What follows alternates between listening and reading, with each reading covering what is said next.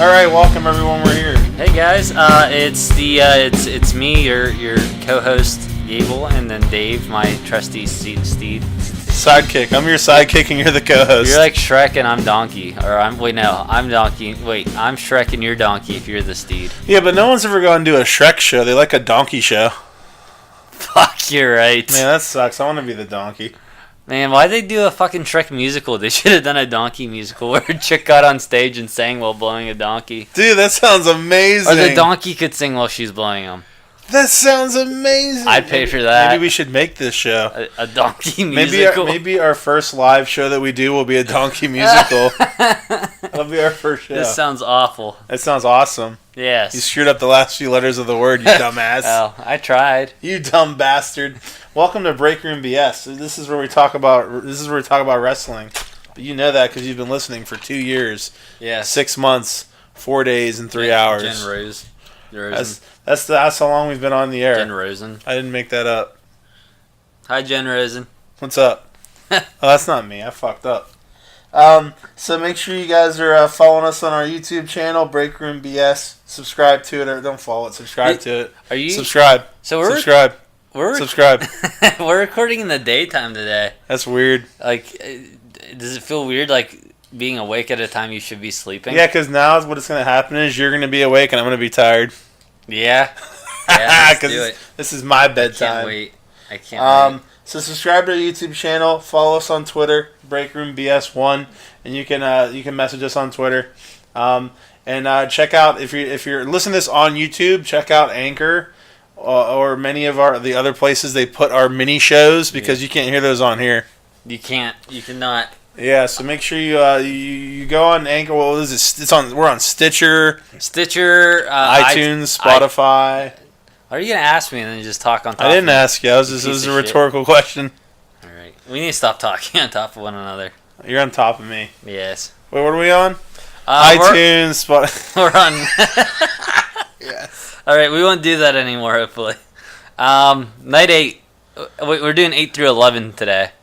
So welcome. Well, how about we? Hey guys, this is Breakroom BS. Let's go over any comments. Let's go over any comments we might have. We're only going to go over 2 comments this week instead of all of them because we don't have time to. We don't have time to spend on every comment. I didn't even know we had any comments. Yeah, we don't have time to waste on comments. All right. Or on tons of comments. So it looks like Jen Rosen commented. Yes. Jen Rosen, who is a long time listener, she was listening for 4 years and 6 months. She's a long time listener. So the first thing she said was great podcast as usual because we are pretty great. I know that. She said that I'm great and Gable sucks. She said Chad Gable sucks, but I'm great. Some thoughts. Kenny's working with a fractured heel. Is yes, this has happened during the Terminator spot at the G1 special in San Francisco. Will Matt Riddle join WWE or New Japan? I can't remember if we talked about that on any of them, the Matt Riddle thing. But I don't think that we really follow him so much. Is he the one who I said looked like a douche? I think so, yeah. I'm going to look this up. That's him. He's the one that we looked at a picture of and you're like, he looks like a douche. I thought he recently did just sign a thing with WWE. Well, he signed with... It hasn't been confirmed. He's not allowed to say who it is. He said he signed with someone, though. He said he signed. I don't know if he said it, but he pulled all of his independent bookings. And then at a show he's going to be at, the bookers said, make sure you come see Matt Riddle on his last show before he goes to WWE. It sounds like he's going to WWE. Yeah, so it sounds like that's probably where he's going to be going. Kenny will most likely lose to Juice since Juice beat him last year at G1. We'll be covering that in this episode to see what happened there. Well, that was a good prediction, though. Yoshihashi's gimmick is supposed to be a Mystic Warrior Monkey King. That's what... That's why what? Mystic Warrior Monkey King. And she said that's why he holds that worthless rod. Because he's a Mystic Warrior Monkey King. This is interesting. So you've missed out on it. He clearly has a cool gimmick. You just suck. Okay. You just don't recognize how great it is. This is a very spot on observation. Rainmaker should be the Balloon Maker. We're gonna start calling him Balloon Maker instead of Rainmaker. That's really fucking funny. Yeah, that's funny. What are your thoughts on G1 Supercard at MSG? Well, let's go over this for real quick. We did talk about this on one of our mini shows, but I will definitely be going to that. Gable might be going to that. Probably not because it's Gable. So we're going to try to go to this, the G1 Supercard. Yes. Will Jericho show up? I don't think he will, especially since this is at Madison Square Garden, and I feel like Vince is already butthurt about that. I don't think Jericho's going to show up at that show. Yeah. I think he might show up at All In, though.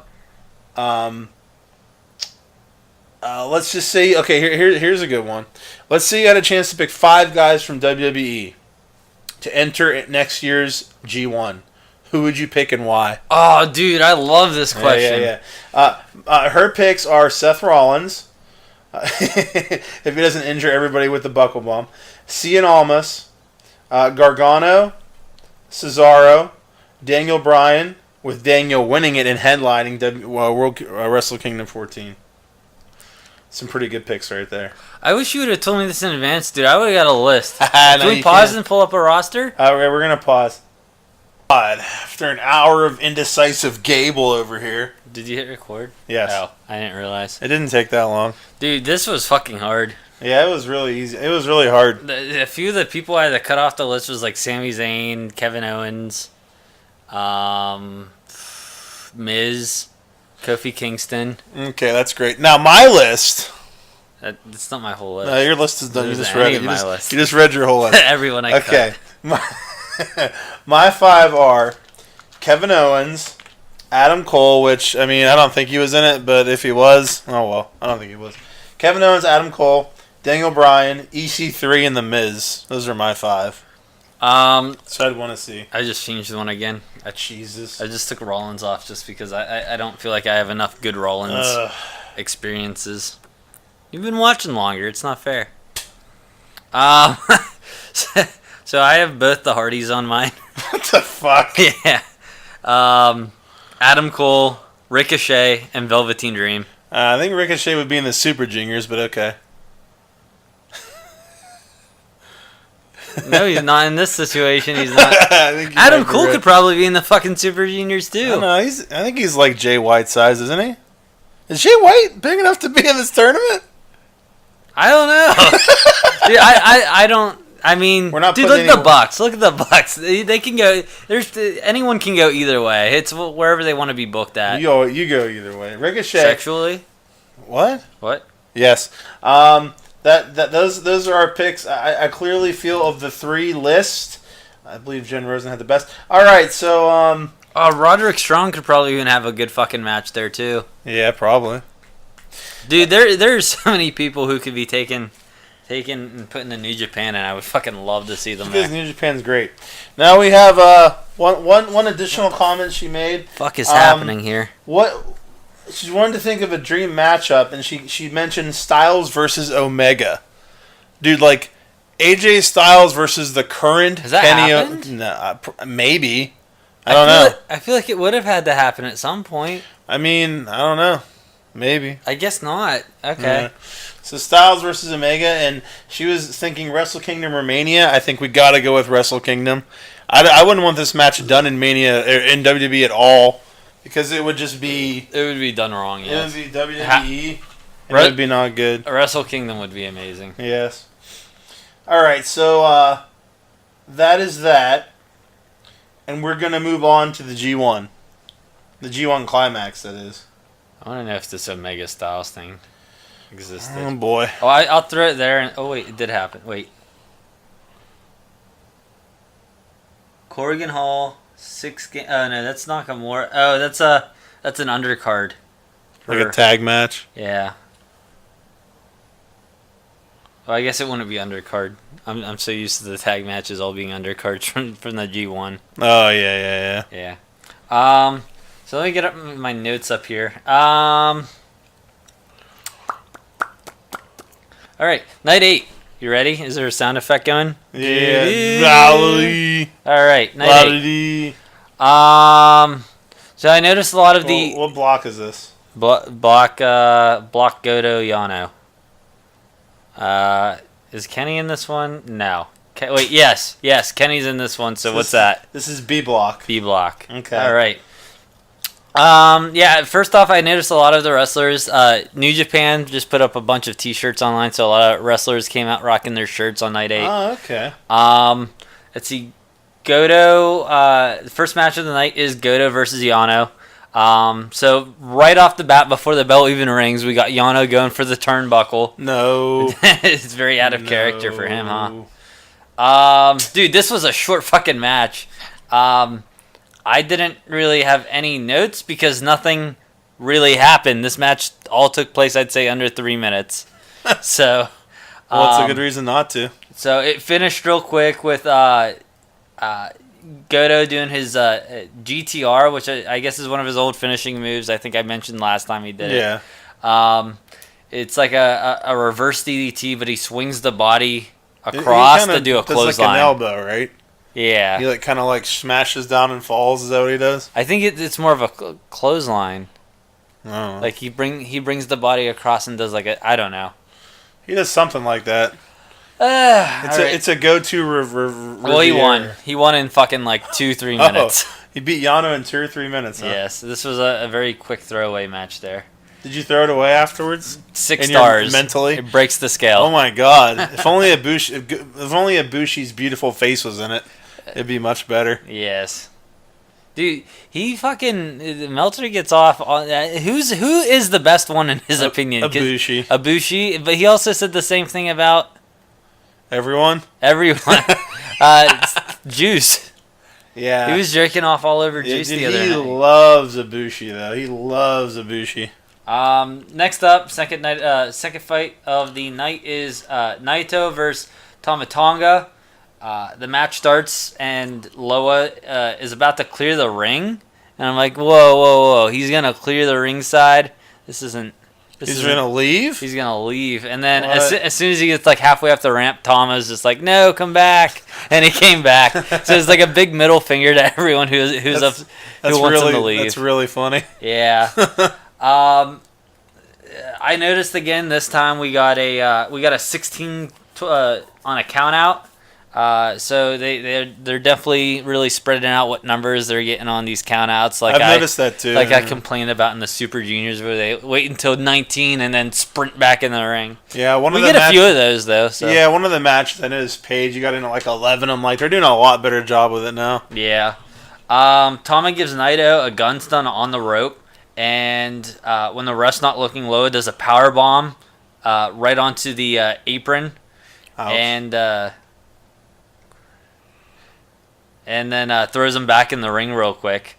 That was nice. He's just helping him out, really. Yeah, he's just trying to be a nice guy, being a pal, you know. Yeah, just some roughhousing on the way in. Just a little horseplay, you know. After that, the ref gets knocked out when Tama reverses the Destino, just kind of in the shuffle of everything going on. Dude, refs get knocked out a shit ton. Not even just in that, with them, but in general, the refs just there's all sorts of ref bumps all the time. Yeah, the only thing I'll agree with in regards to Meltzer's issues with all this stuff is, I think that the refs in New Japan don't use their in New Japan, any wrestler can just fuck off and just push the ref down and nothing happens. Yeah. Why they don't exercise their authority? The refs should, or every wrestler shouldn't be able just to push the refs and manhandle the refs. There should be consequences. Yeah, I mean, getting away with it every now and then is fine, but it happens all the fucking time. Yeah. And I think that was one of Jericho's complaints, wasn't it? I think it was. Yeah, I remember him having something to say about that. So let's see. Loa came in to interfere. Go figure. Which led to another train of events where Evil came in to take out Loa, then Bad Luck came to take out Evil, and then Bushi came in, and Bushi had a really cool mask on. It kind of reminded me of Deathstroke's mask, where it's half black, half orange. I thought that was really cool. And Bushi came in to take out Bad Luck with some mist. I hope they don't do this too many more times, but I mean the cool thing about it is it kind of gets some of the other block heat going on, you know what I mean?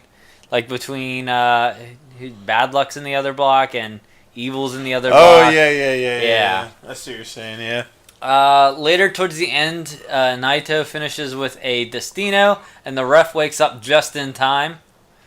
So that was You got lucky. yeah, some good timing. Got real lucky. After the match, Rocky has some shameless plugging. And I don't know if you got any of this in your match, but Rocky's like plugging the fuck out of his ProWrestlingTees.com link. I heard like one of them. I heard him plug it once, I think. Yeah.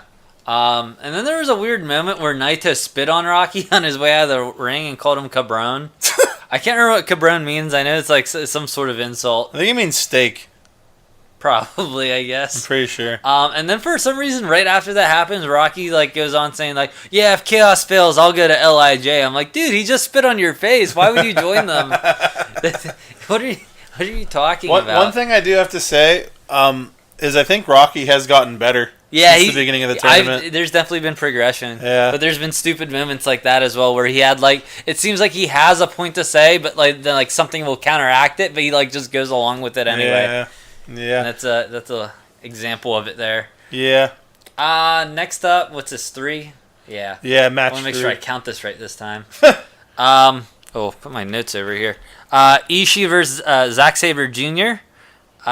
Dude, I bet this was a real good one for you. I am the worst person to be doing this. I understand like what the attraction is. I get it. Like it's just not for me though. I'm someone with a short attention span, so a lot of mat work, like if not ratioed, rationalized correctly, with the rest of the match. Can be a little boring to me. I think what we need to do is have me review all the Zack Sabres and you review all the Juice Robinson matches. Excellent. We'll have a nice little trade there. Let's see, where am I at here?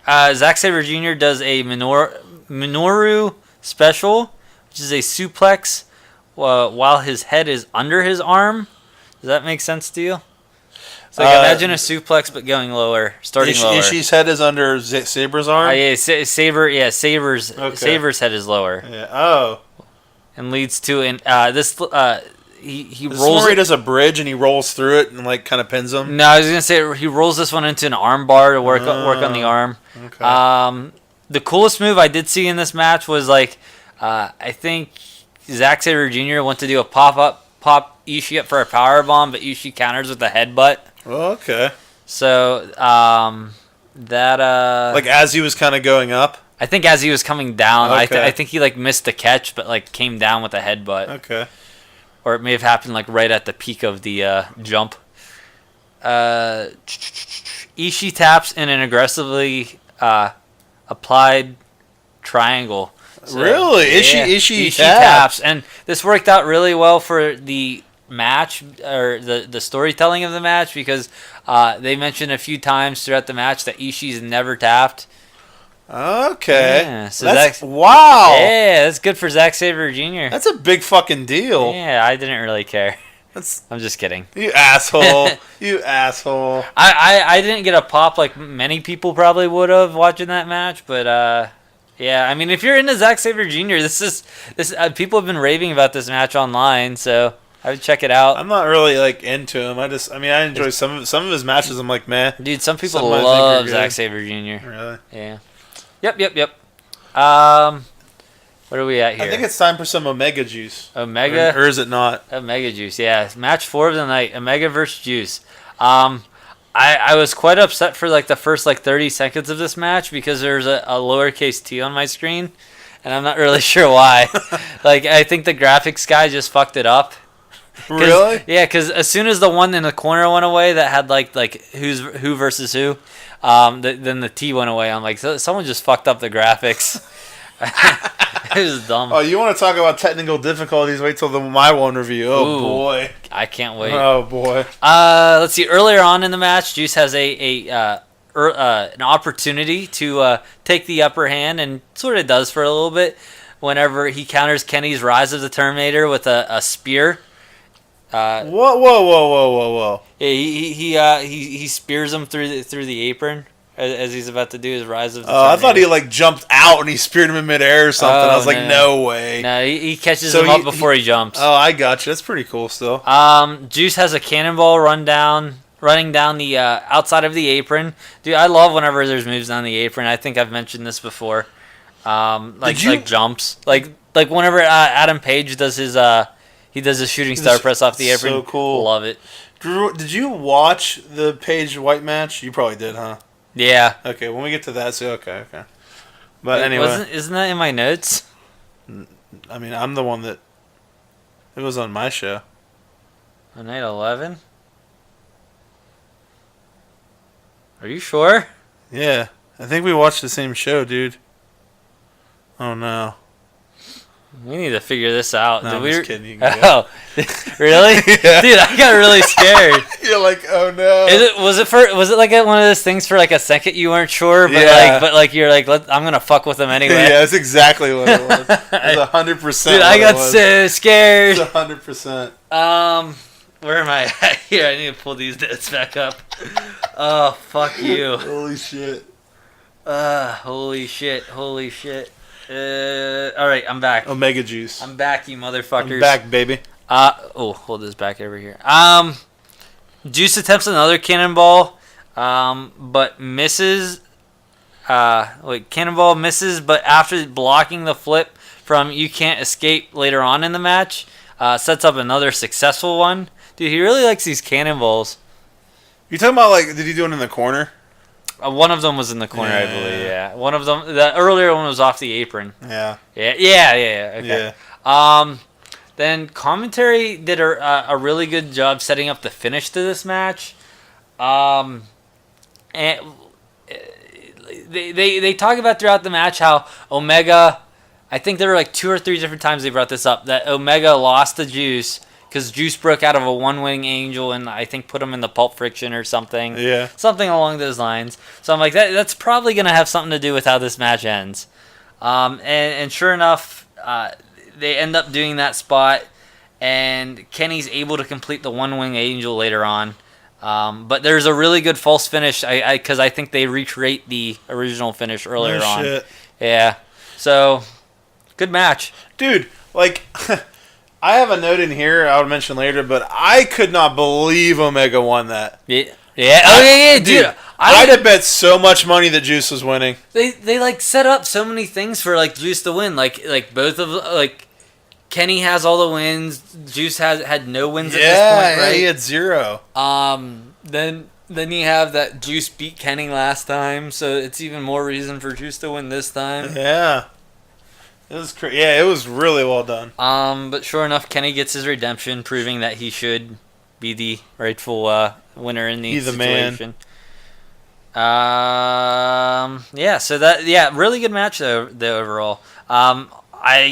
Dude, this is another one of those situations where I didn't think, except reverse, because last time it was, I think, Ibushi who I was amazed with. I'm like, there's no way the next match is going to be better. Yeah. And then Kenny put on a better match.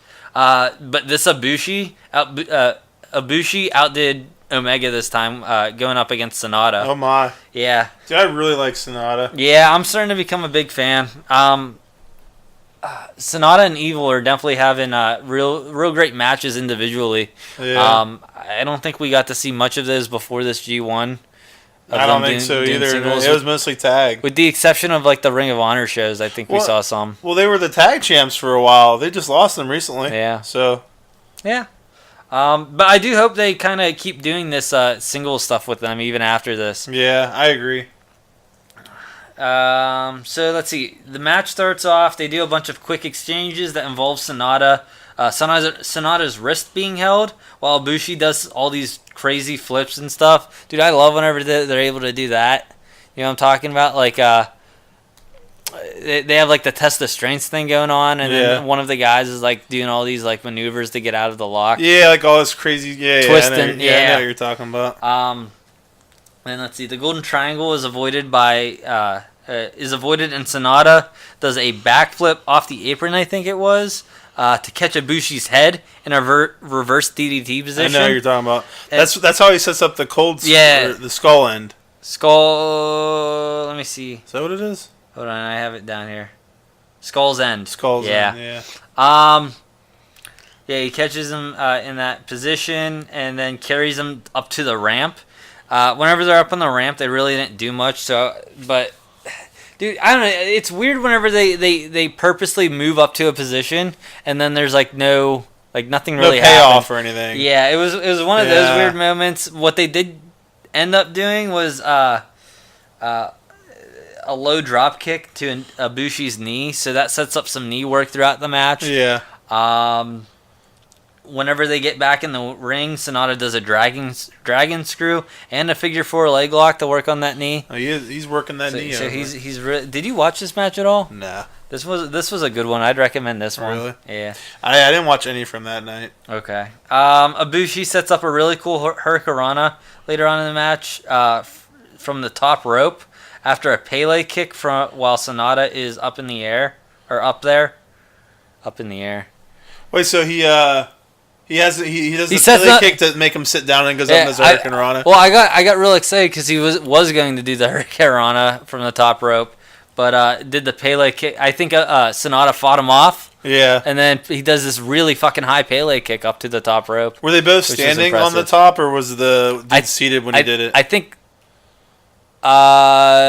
Ibushi was on the mat. Oh, because he jumped up and did a Hurricanrana. Pele kick. Okay. Like in soccer, you know? Yeah. I thought you said did a Hurricanrana after that. Yeah, it was like one of, what the fuck's his name? Styles kicks. Yeah. The gay community. The gay community. AJ Styles, what's wrong with you, man? Ibushi hits an awesome springboard moonsault to the outside of the ring from the second rope. So that was really cool. Wait, say it again. I wasn't listening. It was a springboard moonsault from the second rope to the outside of the ring. Damn. That's pretty sweet. A series of moves starts with Ibushi trying to do a lawn dart. And then later ends up with... He's trying to throw the dude into the corner? Yeah. Okay, yeah. And then later ends up becoming a victim of his own poison there and getting lawn darted himself by Sonata. Dude, what the fuck? My voice command put Sonadon. Dude, what the fuck? Isn't it the best though whenever they have the long series of moves that happen, you're like, dude, this is just so good. Yeah, and you're just sitting there and you're just like... It was even cooler because the move that it was started out with got ended up coming back. A nice bookend. Yeah. Yeah. I love when shit happens like that, especially in movies and shit too. I always love seeing nice bookends to stuff. Callbacks or what have you. What's so forth and what have you? Sonata running at Ibushi tries to do a slide under him. You've seen this probably a million times before, where they'll do a slide under him and the guy jumps up and then they'll just continue on with moves afterwards. Yeah. Well, instead of doing picking back up while he's sliding underneath and Ibushi's jumping up, Ibushi spots this and comes back down on 2 feet right on him. Oh, that's cool. Yeah, so he caught him real quick on that. Just little variations of things you see all the time just make it so much cooler. Yeah, I loved it. Kota gives Sonata a strong power bomb, and Sonata kicks out for a really good false finish. Sonata puts Ibushi in Skull's End until he's on the brink of passing out. Dude, I'm pretty sure he was out at this point. And then before he even gets the referee even gets a chance to call it, it's. Would you consider this like a heel thing? He just breaks it himself and then goes up and does another move and then does a pin. Sonata does? Yeah, he clearly is going to pass out and the ref's just about to start checking to make sure he can respond and stuff. And he just broke it himself. And then he went up to the top rope and did a moonsault. I mean, I don't know if I consider it a heel thing. It could just be something where he's maybe he doesn't think he's gonna give up, but so he's fuck it, and he does that. Yeah, it just seems smart to me. Yeah. Okay. Yeah. So Sonata got the win, huh? Yeah, Sonata pulls off the win, dude. This was a really fucking good match. Yeah. One of my favorite so far in the G1, I'd say. Damn. Top 5. It's in the top 5. Top 5. Damn, dude. The Omega Naito one from that was really good. It was really good. I don't know if anything's gonna beat that. All right, so we'll do one more, then we'll save. So now it's Dave's turn for night 9, which is an A block. This was the July 27th show. A block show. We start off with Michael Elgin versus Suzuki. Dude, that sounds like a really good match. Yeah. So there's a cool spot towards the beginning where Suzuki, he does the hanging onto the arm to the outside. He's doing an arm bar as he's hanging out over the top rope, Yeah. So he's doing that, and Elgin just fucking powers him up and lifts him and starts beating the shit out of him until he lets go, which is really cool. Elgin's fucking jacked. There's a lot of brawling outside. Suzuki hits some wicked chair shots. Dude, Suzuki is just so stiff with everything he does, it seems. Everything seems so brutal. Old man Suzuki. Yeah, would we look up? He was 51 yeah, or he's something? like 51, 51. Suzuki works the right arm, and Elgin does a great job selling it throughout the whole match. Some insanely stiff elbows back and forth, like just fucking beating the shit out of each other. Great series of back and forth moves. Elgin hits a tiger bomb. Suzuki kicks out. Some cool reversals culminating in a gotch pile driver to Elgin, Suzuki's finisher. Yeah. Suzuki wins by pinfall. There's a really cool thing Suzuki did that I noted here. Like, whenever he was leaving the ring, because Suzuki's a heel, he always acts like a heel. When he's leaving the ring, he snatches a towel from a kid, like, very heel-like in a very mean way, and wipes his face. But as he's walking away, he throws it over his shoulder so it goes back to the kid. But he still looks like he's an asshole as he did it. Yeah. So it was really cool. Like, he did something nice for this kid still staying in character. It was a real cool little thing he did. You know what's... So he makes it look like he's not going to give it back? He made it look like... Dude, he just threw it over his shoulder like he just didn't give a fuck, but you saw he clearly threw it to the kid. Threw it to the kid. You know what I mean? Like, it's like he stayed in character, but still, like, made this little kid's night. It was a really, really cool little thing. I was like, dude, I guess that's what happens when you're 51 and you know what you're doing. And you can... Dude, they fucking get off on people wiping their sweat on those towels. Yeah. I know Tanahashi always does a lot. Yeah, he does. He's always wiping away. Wiping his ass. Wiping his ass and wiping his balls. His ball area. Didn't fucking Skrull do something like that? He wiped his ass with one? I think he did, yeah. I think he was walking away and he did something like that and someone was like, come on, stop. Like, who was with him or something? I think that was, yeah. Next, we have Adam Page versus Evil. Starts off fast-paced. Right at the beginning, both guys reverse each other's finishing moves, like right off the bat. Both guys take some rough guardrail bumps, and then Evil does the spot that we've seen before where he wraps the chair around Page's neck, grabs another chair like a baseball bat, fucking swings, knocks it off his head, and I'm like, how does he not kill him when they do that? Like, because the chair went flying off his head. Yeah. I'm like, how does it not fuck him up, man? From my understanding, from what I heard, the wrestler's like holding it at an angle where it's gonna come flying off. So it's kind of.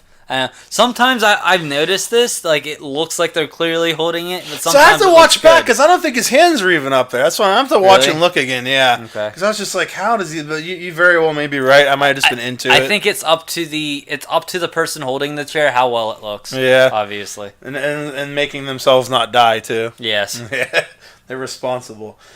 So Page hits a hell of a dropkick in the corner. Suck it, Okada. Moonsault by Page to the outside. Dude, it's a beautiful fucking moonsault, but he doesn't really get all of Evil, so he fucking like hits the ground hard. Like he hits some of it, but mostly misses it. But there's a great sequence of reversals leading to Evil hitting everything as Evil. I popped super loud when Page kicked out because like I've really been rooting for Page. Yeah. And I want him to win. So when he hit everything as Evil, I thought Page was done. I was like, fuck yeah, and I got all happy. And then he hit everything as Evil again immediately and pinned him. And I'm like, whatever. Like I went from super happy kicked out to just sad because he just got pinned like a second later. Yeah. And then Evil won, and then Page lost again. Yeah, it's I don't know. If he was gonna do it again, I feel like there should have been a bit of a. I don't know, if you're gonna do your finishing move twice, why call it a finishing move? You know what I mean? It's a very good point. You gotta, I don't know, if you're gonna do it, at least make it look like you have to work him over more. Yeah. You know what I mean? Like I get, because I get sometimes what they do is like they'll hit it once, they get to hit it again, and it gets reversed. Yeah. And then sometimes it does, so you don't know which one will happen. But you bring up a very valid point. If it's a finishing move, then why did he do it twice? I have a complaint about it later. Okay. So yeah, Evil won that one. Now the announcers definitely keep putting Page over like super hard. They're like keep talking about how like he's losing, but he's putting on a great show. He's really coming up and proving himself. So that's good at least. They're really elevating him through his performance and the commentary. So that's good. But yeah, dude he's not winning. But maybe next year. I think we were talking last time about that. Like maybe this is just for him to showcase himself, and the next year he'll pick up some wins. Yeah, I bet that's what happens. Yeah. I have a note here that we were talking about a little bit on your night. They're doing a great job like if you look at the points beforehand, they're doing a great job in this one of you not knowing still what's going to happen. Like with Omega beating Juice, there was a match on here. I think it might have been Adam. It was Paige and Evil. I was like, dude, Paige is winning this one, and then Evil won. So they're doing a great job of kind of like not letting the points make it predictable. You know what I mean? Yeah. Which is good. Next we had Jay White versus Bad Luck Fale. There was no interference at all in this match, which was surprising. Really? That's a lie. That's That's a lie. But it started off with White snuck out of the ring when they weren't paying attention and attacked Loa from behind, which is smart. Yeah. And then he runs back in the ring and when Fale falls on me, he just starts kicking Fale and beating his ass. I'm like, that's double smart. Dude, Evil did something similar in one of his matches. Yeah, I was gonna say Evil before the bell even rang went up and attacked Loa. Yeah, so it's cool when they actually do something smart like that. Then Loa jumps White from behind while Fale distracts the ref. They fight into the crowd. White sits Fale on a chair. Like there's just a bunch of chairs. He sits him down on one and just grabs a young lion and throws him onto Fale, knocking them both through the chairs.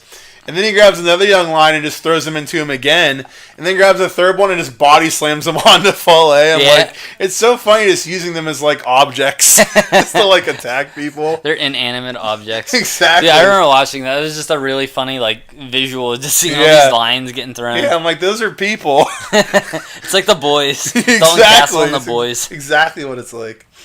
Okay, and this is where I got sad because the commentating went out very early on in this match.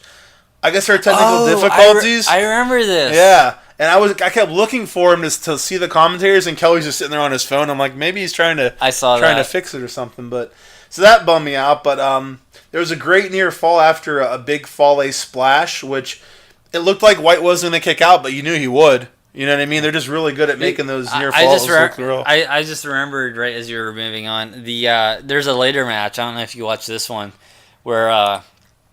Jay White's like over by the announcer tables doing stuff. And, I think I know what you're gonna say. And Kelly calls back to it's like, you already knocked out the audio once, get away. Yeah, I remember that because Jay even said something to him first, and they're like, get out of here. Which was weird because Rocky was bashing him. I'm like, aren't you both chaos? But whatever, Rocky. Hey, well he's posing a challenge to Okada, so maybe he's just pissed at him. This could be true.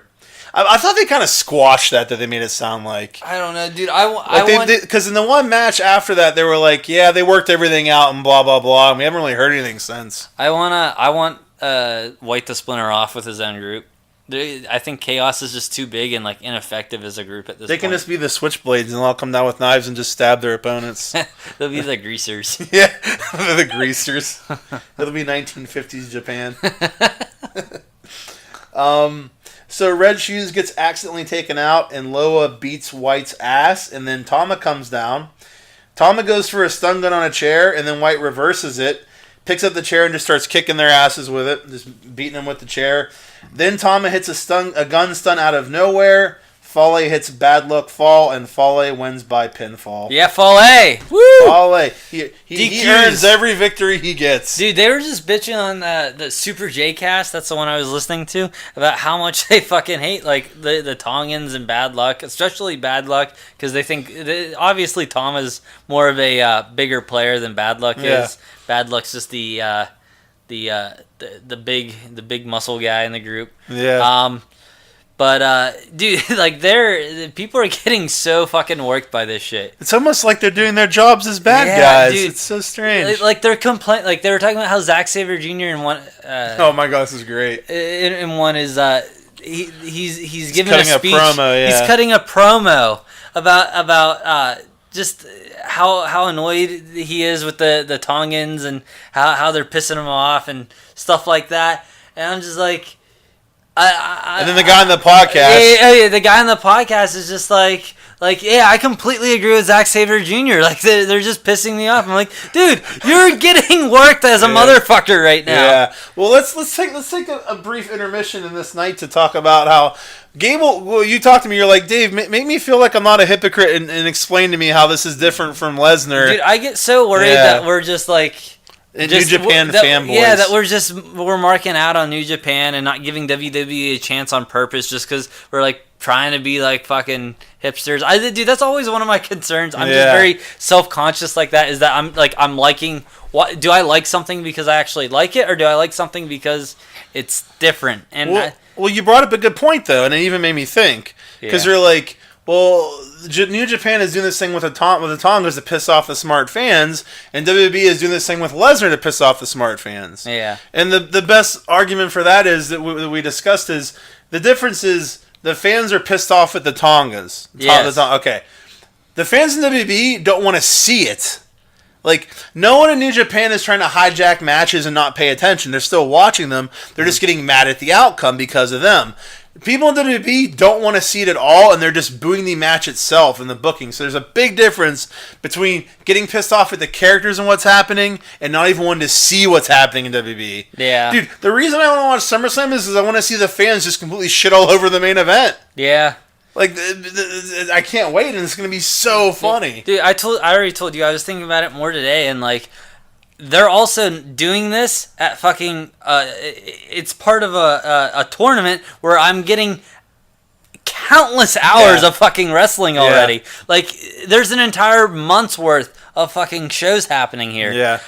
You're doing this fucking Roman Reigns shit in the, like, main event of WrestleMania, or just, like, constantly. Dude, it's the main storyline of every show. It's highlighting your show, and it takes away from all the good stuff you may have done already in the show. Yeah, if you were main eventing every single night of the G1 with the Tongas and having DQs, we'll talk. Yeah. That's not what's happening here. None of them have been a main show, except for maybe Omega and Tama once. I don't think that was even the main event. I'm sure. I don't think that was the main event, though. Okay. So it doesn't even matter, because I think something went on after that.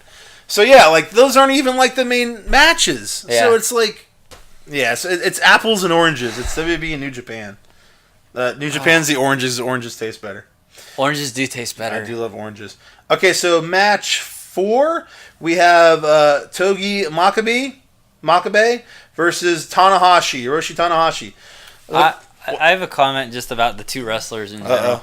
I feel like with a lot of these wrestlers, the reason, I don't know, I'm personally, like, the Makabe ones, I'm likely to skip. The Tanahashi ones, I'm likely to skip. Unless there's someone, like, going up against them that, like Omega, Ibushi, even Ishii, I really like. Unless there's someone going up against them that I really like, I'm generally skipping, like, a Tanahashi versus Makabe match, or Yoshihashi, and I can't think of anything but, like, Yana, or even Okada's on the brink of it for us, because I think we're just seeing the end of, we're obviously seeing the end of Okada's reign as one of those key players. Yeah, right, but, like, now, he could be getting built back up again too, like that's true. Jem was saying, so yeah. But for the most part, most of them is just, like, I think they were a few years past their prime, and I think you and I are just seeing, like, the John Cenas and the Randy Ortons and, like, the people who are still wrestling, and the fucking fans love them, but they just aren't drawing an interest like you and me, like a newer crowd. Does that make sense? I see what you're saying. Like, I mean, I think that, like, for certain ones, if you put them with the right person, sure, yeah, like, they're gonna have, like, for us, though, I mean, I'm not going to by any means say that, like, Tanahashi and Makabe had a shitty match, because, like, first, who am I to say that? Second of all, I mean, just because they're not, like, doing shit that's dangerous and going to kill them, I'm not going to blame them for that either.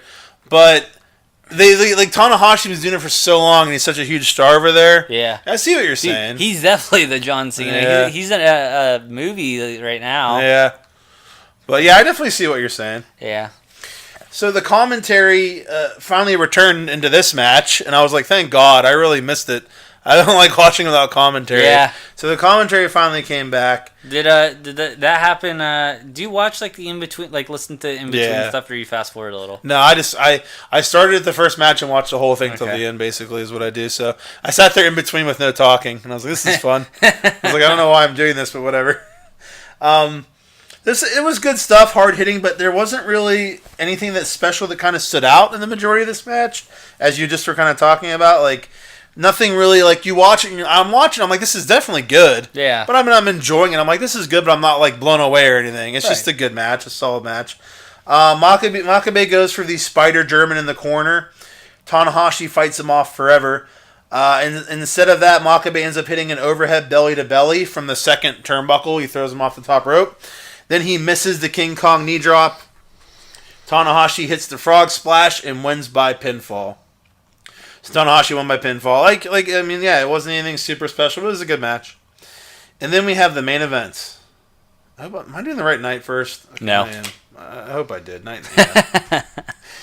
Next, we have the main event is Kazuchika Okada. I got it right the first time. Kazuchika Okada versus Yoshihashi. Okada versus Yoshihashi. Okay.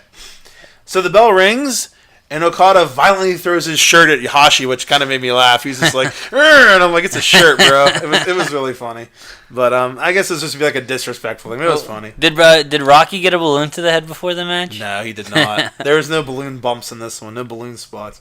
So they go straight to some brawling outside, and dude, every time I see them hit those guardrails, I'm like, fuck. Yeah. Anyone almost. They all take them so hard. I'm never going to forget that time that, what was it, Juice and it sparked. Juice and Jay, and it sparked. Yeah, that was crazy. That was a really good match. Yeah. So Hashi is showing more of like an aggressive mean streak in this match, which was good. He was like really like getting pissed and go for it. He hits a running headhunter.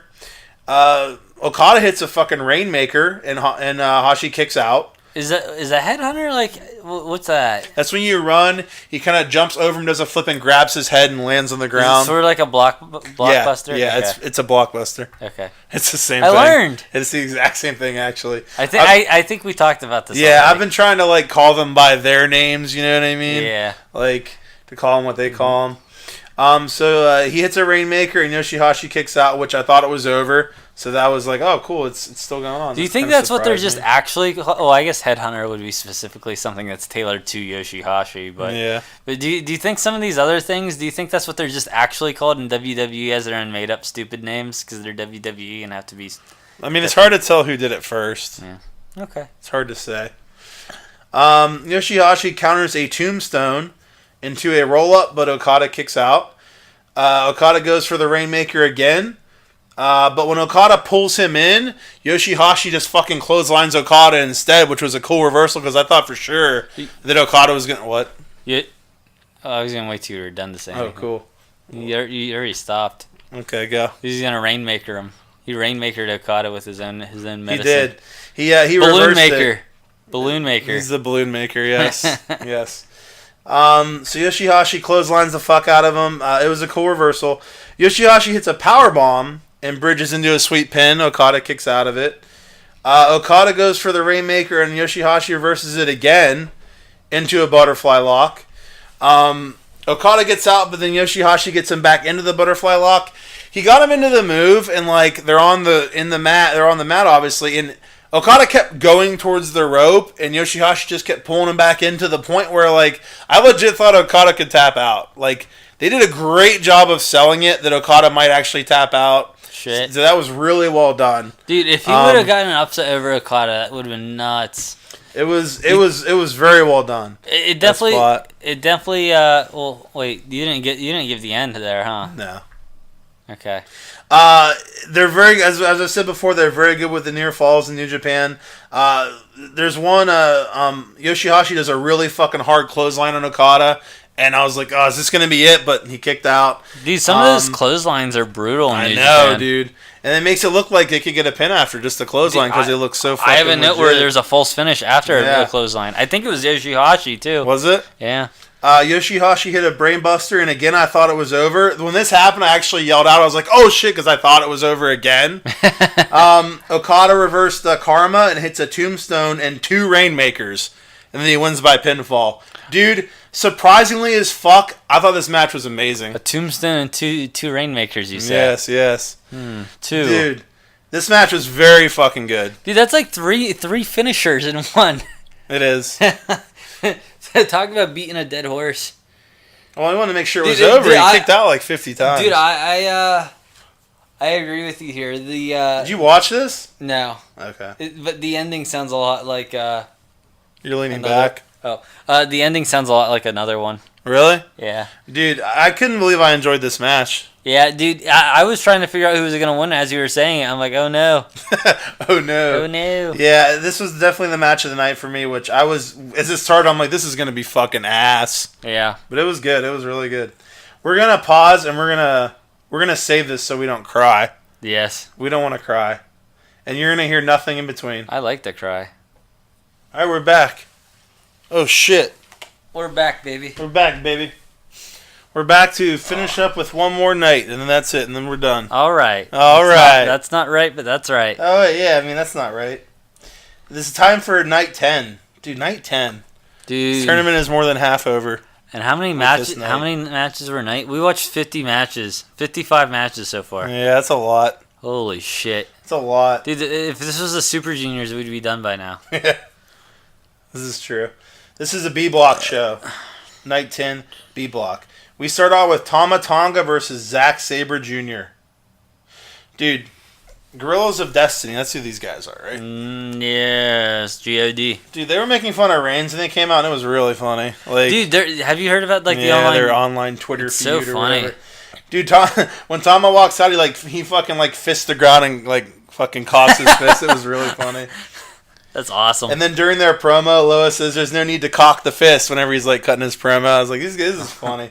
Dude, I find them very entertaining in their promos and just how they act and stuff. It's so funny. Yeah, aren't they cousins with Roman? I think they're related somehow, yeah. Somehow. There's definitely a relation there. There's some sort of relation. There's some sort of relations that are going on. They're part of the Rock's family or something, right? In some way or another. Well, I think the Rock's not blood related to them, but It's all part of that. you're being racist. Yeah. You're being racist about Samoans. All right. Samoans. All Tongans. Samoans are the same. Yeah. They're all related. They're one big giant Samoan family. Yeah. They're all related to Samoa Joe. Samoa Joe's the actual dad of all of them. He's like the cookie, right? Yeah, because he has Samoa in his name, so he's the main Samoan. Yeah, I'd much rather have the tag along Joe. That was cool. I'm sorry I did that. So sorry. Loa trips Zack Sabre Jr. and the ref sees and warns Loa. Taka trips Tama. Taka trips Tama. More interference throughout by Loa and Taka, but mostly Loa doing the interfering, but there's kind of interfering on both sides. Zack Sabre Jr. reverses a gun stun into a submission.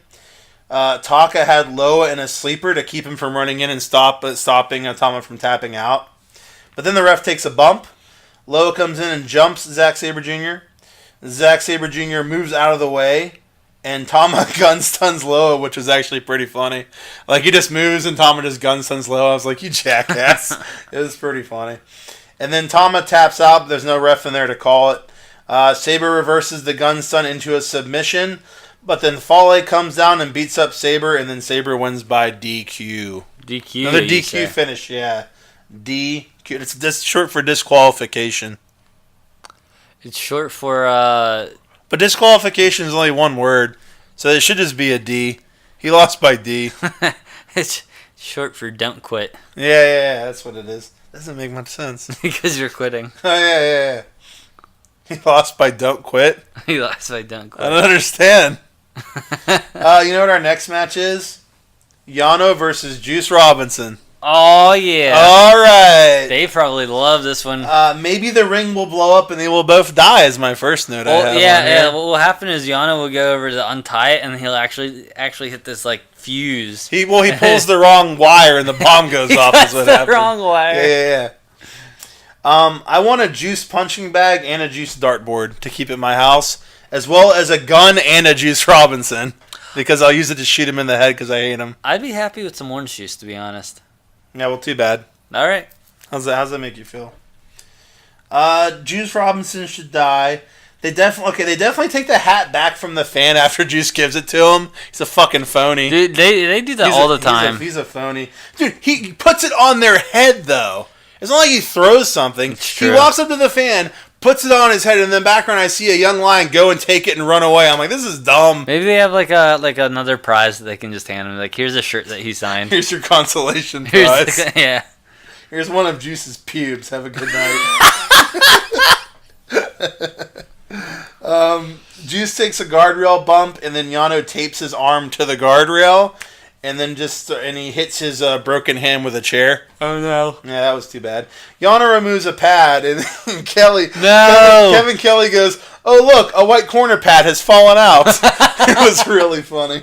Kevin Kelly's great. Yeah, and then they do an airplane spin. Well, you know what that is? It's like whenever you spin around like an air. Oh, He's held on at like his legs are being held. No, he's holding him on his shoulders. His shoulders. Okay. Yeah, you do that, and then they're all dizzy, and they just can't hit each other. It was just so fucking funny. Why is that an airplane spin? Why can't it be a helicopter spin? Because they didn't name it that. You want to write a letter?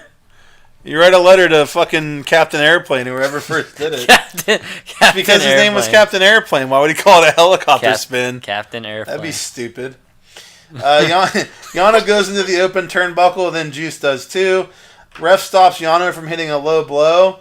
Juice hits Pulp Friction after Yano spins in and out of it like 20 times. It was really annoying. Like, you know how like he kind of goes from behind and they kind of like both turn and he hits the Pulp Friction? Yeah. You know how he sets it up? Well, they just kept doing it and twirling like over and over and over and over until like I could understand maybe like twice, but like it happened a lot of times. Yeah. So yeah, Juice won by pinfall, and he got his first victory over Yano. He should be very proud.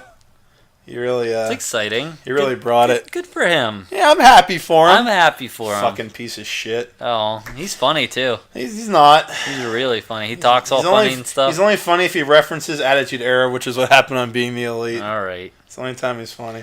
Are we due for a new episode of that yet? Yeah, Monday. What's today? Today is Wednesday.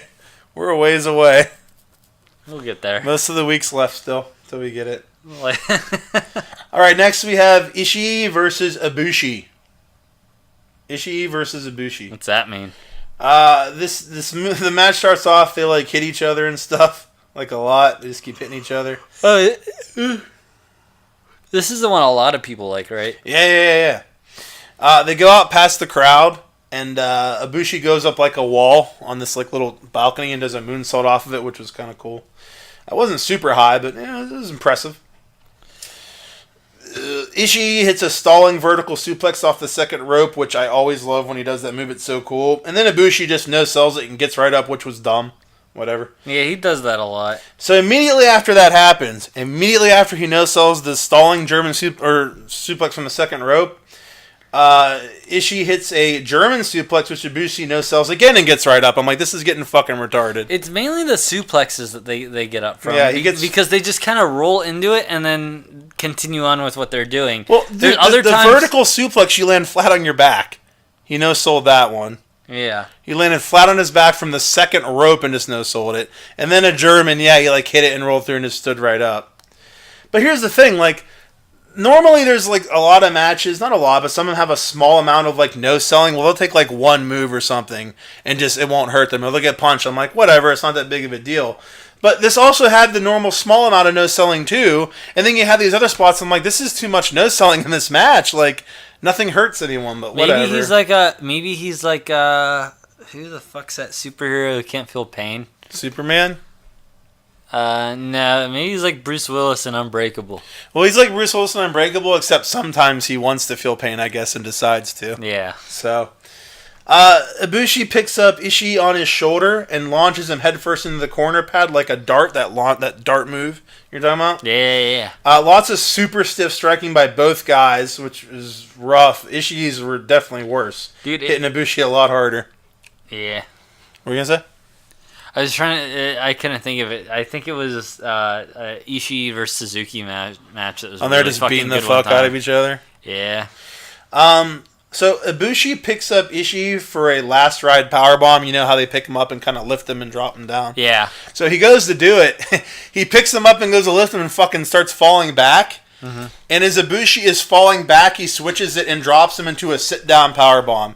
It was impressive as fuck. That's really cool. That he was able to recover because they were both going to fall and basically in mid-fall and fixed it. And improv it. Yeah, it was impressive. It was on accident then? I mean, it might have already had supposed to have been a sit-down powerbomb, but dude, like they were falling back as he did it, like, which was not supposed to happen. He like lost his balance and he started falling, but he still hit the moves. It was very impressive. Very impressive. What's that? Sounds cool, I guess. Yeah, it was you guess. Fuck you. Ibushi hits a straight jacket German suplex, which I love that move. I know. Is it? Yeah, he grabs his arms. Yeah, I really like that move. Then Ishii no-sells a brainbuster, and I was just like, this is really annoying me, and I got tired of it. Ibushi hits the caramel fluppier or whatever that move is called. What's that called? Wait, what? What? What's that move where he kicks him knees him in the head? I don't know. It's his finisher. He just grabs their hands and knees him in the head. I don't know the name of it. Yeah, I didn't know there was a name. I just called it like the golden V trigger or Cool. something. There's definitely a name for it. It sounded like caramel floupier, but I don't know what they said. They definitely said something. You look it up while you're reviewing. Yeah, look it up. Ibushi won by pinfall. Ibushi won by pinfall. Go Yeah, look up Ibushi. that move. I don't know. Were they both no-selling the whole time, or? Yes, they both no-sold. Okay. Yeah. It was far too much no-selling in this match for Dave. Maybe they just had a lot of passion in the match, and they're just working through the pain. Everyone else does not love the business. They don't care. They don't love it like Matt and Nick. Clearly. They do this for the business that they love. Wait, what was I looking up? The name of Ibushi's move, the caramel floupier. I don't think it's type in caramel floupier. That'll probably bring it up. Yeah. That's most likely the name of it. Dude, I just got a notification that there's money somewhere. Oh, that was dumb. What? There wasn't money anywhere. I got fucking tricked. Oh my god, Ibushi, that guy. I can't wait to meet him, and when he asks to sign my poster, I'm going to tell him no. Kamigoye. I was close. Is that right? What is it? What does it say? Kamigoye knee strike. Kamigoye. Yeah, that sounds about right. I don't know if I'm pronouncing that right, but it's... That's where I got caramel from, was Kami. Caramel. Kami, gumi, eh. Kamigoye. Karma is Yoshihashi's finishing move. Kamigoye. Yoshihashi. I hate you. I'm not the king of improv. You should go on the road with your act. you should take this on the road, man. It can be right after the Donkey musical. Yeah. No, you just have to come up and start singing in the middle of it. Well, I have to do it. Okay. Like right whenever she's blowing the song. Donkey. That's the song. I get it now. Yeah, it'll be good stuff. All right, let's move on to Goto versus Naito. I don't have a lot of notes for this one. There was a cool sequence towards the beginning where they both kept going for dives, but the other one would run back in the ring and stop them. And they kept both doing it. It was pretty cool. I enjoyed it. Solid, really good in ring stuff for the majority of the match, but nothing really stood out. Destino gets reversed into a reverse GTR. Did they yell? Oh, he didn't yell at Destino No. then. Nice series of reversals into a couple of headbutts to Naito, and then Naito hits the Destino. Question mark? Destino. But Goto kicks out. Oh. And then Destino again. Question mark? Nope. Naito won by pinfall. Whoa. It was kind of similar to the other one. He just hit his finisher twice and won, just like Evil did. Yeah, they've been doing that a lot. Yeah. Hey, look at the Destino. Look at that. That's a big old my block God, of blue. That looks scary. That's a big old Smurf dick right there. Smurfs are tiny comparatively to other Smurfs. Is that where we're going with this? Yeah. Like the one Smurf's got a huge Smurf dick. It's like a quarter of a centimeter. But that's big, right? That's big for a human. I hope so. All right, now you go on with the main event now. Oh fuck! Why does mine have to be the main event? I'm next. All right, the main event for this night was Kenny Omega versus Sonata. Ooh, that sounds good. Ooh. Okay, so obviously this is a fast-paced match, like every Kenny Omega match, because he can just fucking go. Is this the one they're nutting over, or was it the Ibushi Sonata one? I don't know. Probably both. Interesting. Dude, watching Omega wrestle, knowing he has a fractured heel, it blows my mind because you cannot tell in his match he has a fractured heel. He's Kenny Omega. You cannot. It's ridiculous. He's the king of strong style. Oh. In New Japan, maybe. Not in WWE. He needs to just quit. Shinsuke Nakamura. Yeah. He got fucked. He's making money. He's like, I don't give a fuck. Dude, people fucking love him. Dude, when I go on the threads online, people are like, oh, he's so great as a heel. He's the best heel ever. Blah, blah, blah, blah. I'm like, he just blows people all the time. He punches a lot of dick. Yeah. He punches a lot of dick and gets paid. There's a great sequence of back and forth reversal moves that culminates in, this is a really cool spot. Sonata's on the apron and he goes for a springboard drop kick and Kenny just catches him in the air and power bombs him. Really cool spot.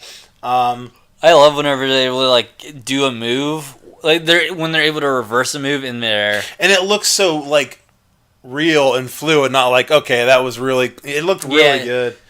There's Kenny hits a snapdragon suplex, which made me cringe. Like, that move, like... I feel like they always go right on their head when they do it. Yeah, what if someone's not ready for it one time and he just does it? They're fucked. Sorry I killed you just now. My bad. Okay, then we got V-Trigger. V-Trigger, some punches to Omega, then V-Trigger. V-Trigger! Lots of V-Trigger. Then we have a beautiful Tiger Suplex to Omega.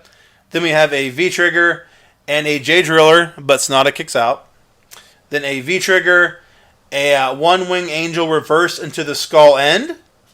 V-Trigger missed, and Sonata gets him back into the skull end again. Then we have some New Japan back and forth forearms. I think we know what I'm talking about. Like, deep into the match, you're just like, let's start forearming each other. And they did really fucking get at it, too.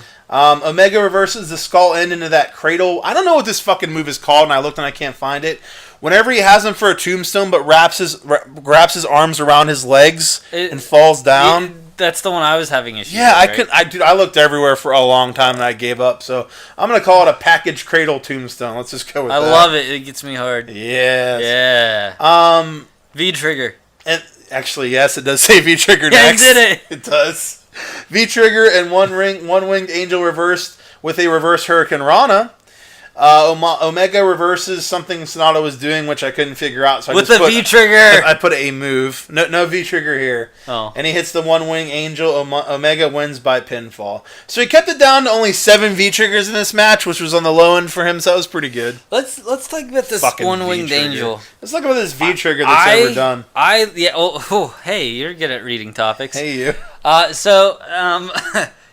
love the V-Trigger. Or not the V-Trigger, One-Winged Angel? Is that what you said's ever done? V-Trigger. Oh. Now, I was going to talk about the One-Winged Angel, how pretty much every match he has ends with that. Like, every match. Like, all of them. So?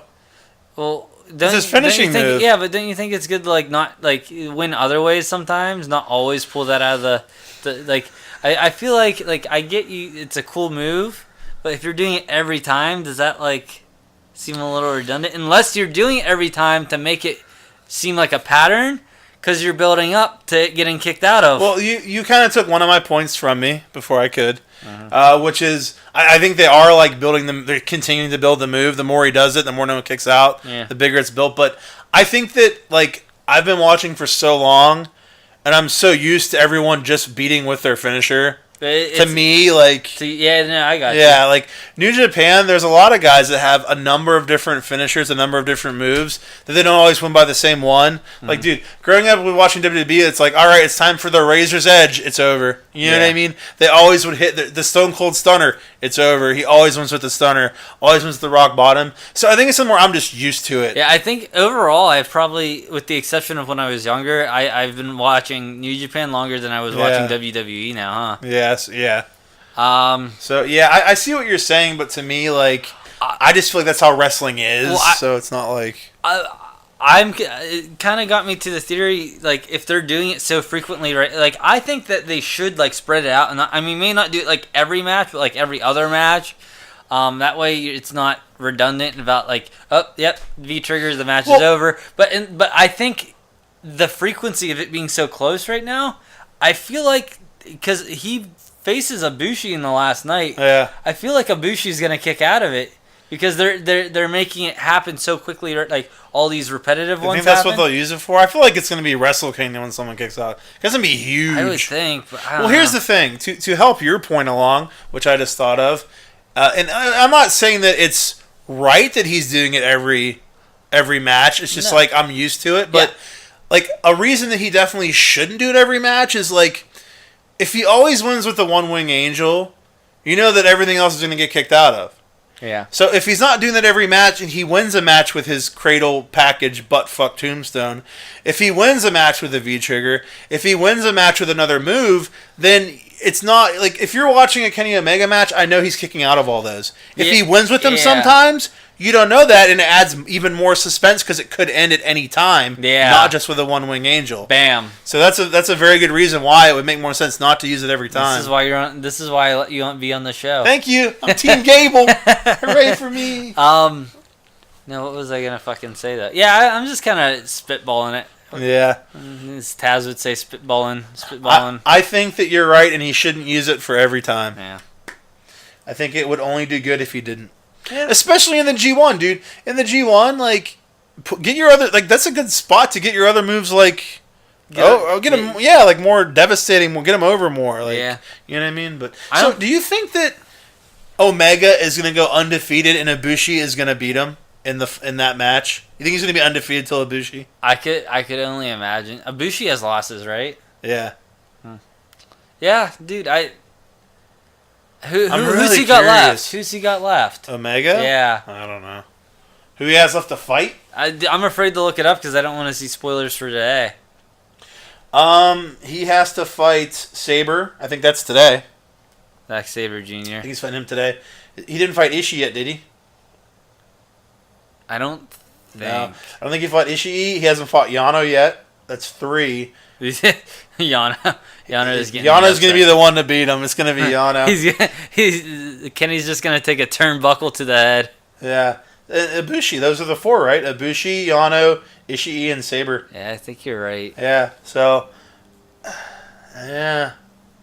I mean, it's not going to be Yano.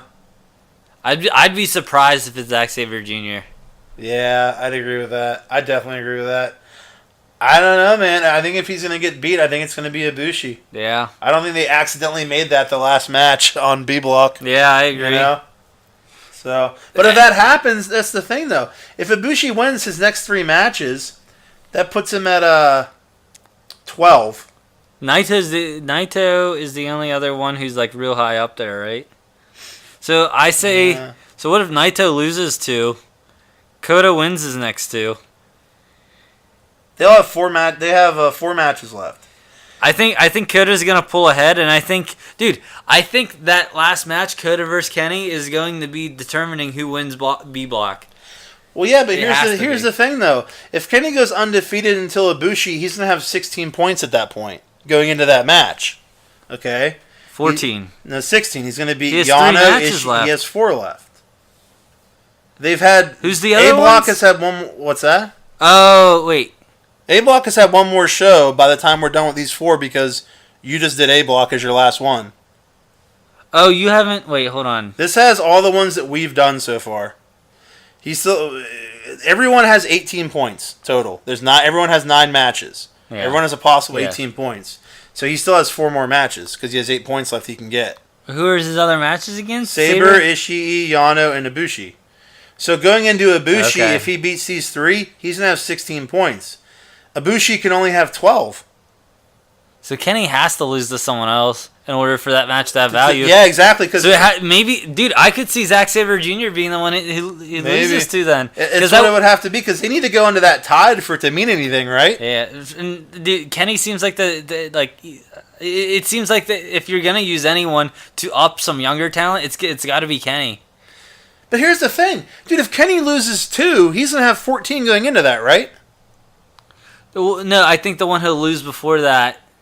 Okay, so let's say he beats Ishii, right? That'll put him at 12. He beats Yano, he's at 14. He loses to Saber, he's still at 14. He's at 14 going into Ibushi, right? Yeah. Okay, Ibushi wins his next 3, he's still only at 12 going into it. I don't know how they're going to do Omega and Ibushi and have it tied. Oh, dude, because if he would tie with Omega, but since he won that last match head to head, he advances over Omega. Oh, I gotcha, yeah. Yeah. So he would go in with 12, Dude. Omega would go in with 14, and he would win that to get 2 points. Mm-hmm. I think that's it. And dude, if anyone's gonna know how to beat fucking Kenny, it's Kota. Kota trains with him all the time. So I feel like it'd be better though if he I don't know, I think it's gonna take some of the heat away to have him lose before that, you know? Yeah. But he's got to for that to work. Yeah. It's very interesting. All right, let's go with the last night. All right. What night is this? Night 8. Night 8. What? No. Oh fuck. No. You right. What? Just pulling your leg there, Dave.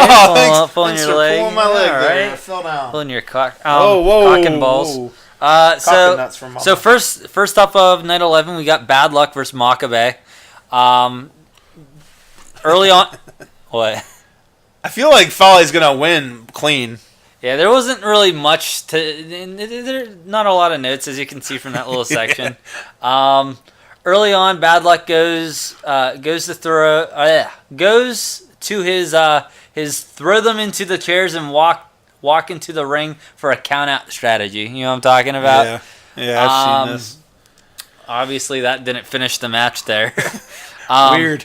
Loa pulls out the ref while Makabe, what looked to be a solid pin going on. It looked like that probably could have been the finish there.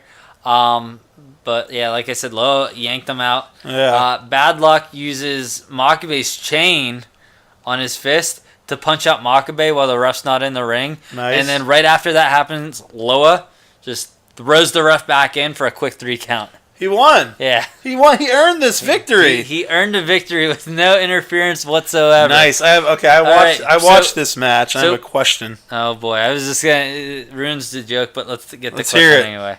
No, the joke was we were gonna move on without saying anything else. He won clean. That's it. He did. Moving on. No joke. What's the question? Oh. So Loa pulls the ref out, right? Yeah. Like, why didn't they get DQ'd when he did that? Dude, I've seen it. I've seen them do this, and he doesn't get DQ'd. I don't know why. I mean, this isn't the only instance of that happening, but yeah, I agree that that's dumb. But at least they're consistent with it, I suppose. But I thought the other times it happened, like Red Shoe refused, he didn't count. Like, I thought before when he pulled him out and stuff like that, like... That's their fault then. Well, I mean, I guess the argument could be made because they said the ref was like out for a bit. Maybe he couldn't see who did it. You said you watched this one, right? Yeah. Maybe the ref didn't see who pulled him out, so he's got up. He's like, I can't DQ him if I don't know who did it. Yeah. It was the ring announcer. It could have been anyone. It could have been the ring announcer. It could have been a fan. Who knows? A rabid fan. It's like when OJ's standing there with the blood on his hands. He's like, I didn't do it. The glove didn't fit. You have to acquit. All right, what's next? Next up, we got Paige versus White. Dude, granted, this match wasn't like a bunch of like crazy huge spots or anything, but I still like thought it was a really solid match. Yeah. It's a really solid match. I really liked a lot. Let's see. Early on, we got White luring Paige in a chase around the ring, which we've seen him do a lot of times before. And he tries to capitalize, but White tries to capitalize, but starts to brag, and you see Paige dive out of the ring from off screen, throwing White right into the barriers, which I thought was a really cool camera angle where you weren't really suspecting Paige to run out and do it. It really is out of nowhere, unlike the RKO. Yeah. Dude, what if Loa came down on this one and just started pulling J.R. White out of the ring and just pulling random people out of the ring? Dude, they should have Loa come down during random matches and just pull people out of the ring just to piss off fans. I didn't want to know who the DQ because he's not really representing anyone. And the ref's like, stop that. Then he pulls the other guy out of the ring too and he just leaves. Dude, I just thought of something. What if Loa runs in and does that and gets Kenny a DQ because they're technically both for Bullet Club? Dude, what? That could work storyline wise. You know what they should be doing? They should be coming down and jumping every single one of Omega's opponents so he gets 0 wins the whole tournament. Oh, that'd be genius. What an exciting tournament this would be if they just jumped all his opponents and got Omega DQ'd. Dude, what if they do that during like Yano's match or something? They'd have to do it in like no one would think this is happening. Yeah. Because then they'd be like, well, why didn't they do it the whole time? Yeah.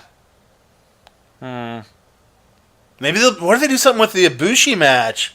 Or something Fugazi so Ibushi doesn't just cleanly beat him. Dude, people would get pissed. Like Ibushi doesn't know that this happened, so he still picks up the win. Like, dude, people would oh my be god, so mad. It'd be great. Dave's cock is getting huge it'd be right now. I like how you looked down at my cock area before you said it. I don't know why. It was really hot. Yeah. Dude, that would be so great. Oh my god, it'd be great. Let's move on. Oh. He dove from out of nowhere. Oh, Dive out of nowhere. I have to find this spot now, you fucker. He dove out of nowhere. Paige tries to hit a star press from the apron, but for the first time ever, I see White counter it. Well, not counter it, but step out of the way. So that's the first time I think I've seen the star press get missed during this tournament. Does that sound right to you? Does he land on his feet? Is that what yeah, happened? he lands on his feet still. I feel like that might have happened before, but maybe not in this tournament, though. I guess it's still a counter because he follows up quickly with a nice suplex, a tight, quick suplex. It was Poor- kind of, dude. His suplex he did was kind of weird because he like went low on him and grabbed him by the waist, like real, like you know what I mean. Like normally I feel like suplexes they just wrap around real quick. Yeah, it's like a gut wrench suplex when they grab him around the waist like that. I mean, it wasn't as far as like you know what I mean. Yeah, I know what you're saying. He's a freak. It was yeah.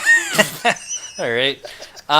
Paige. Oh, I hit the keyboard. Paige's back seems to be the story that they want to tell. Poor Paige is back. Yeah. Throughout this match, Jay was making sure to target it when he could. Paige occasionally held his back and really sold this throughout the match. Announcers notice it and talk about Paige's back more later on in the match after Paige does a bridging cradle after a suplex. But they blame Paige's back because White because he's not able to do like the pin properly.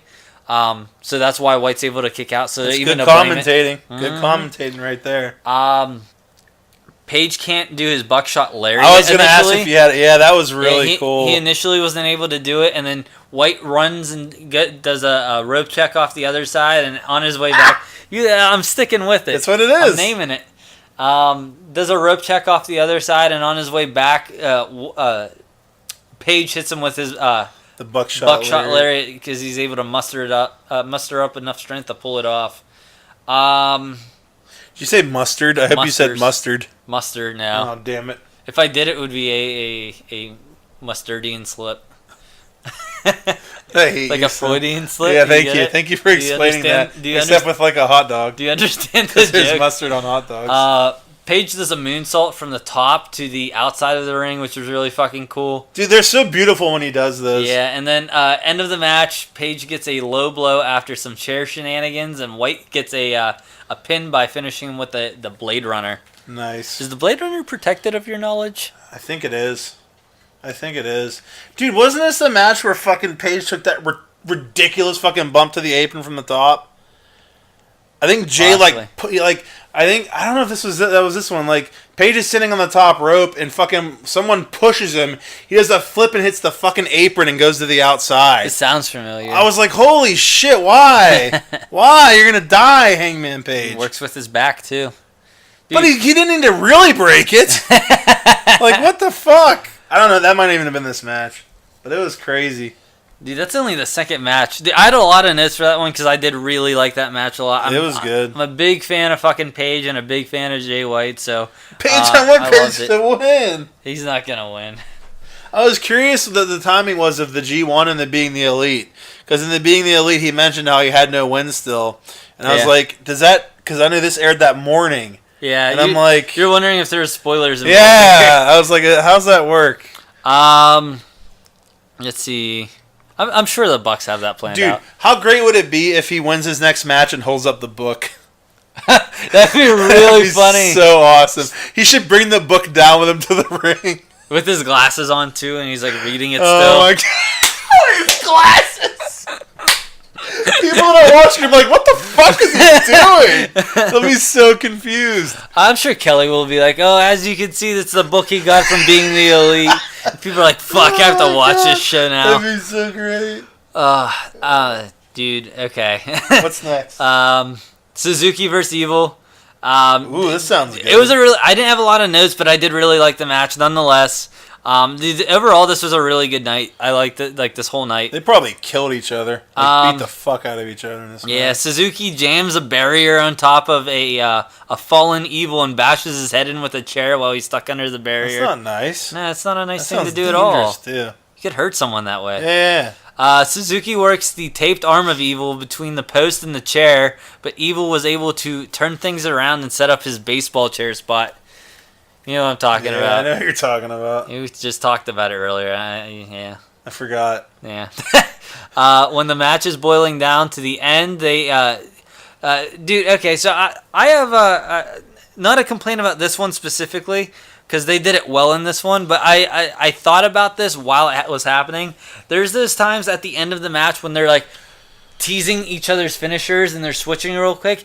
Sometimes it doesn't look like they're actually like reversing the finishers, and they're just like, okay, switch spots.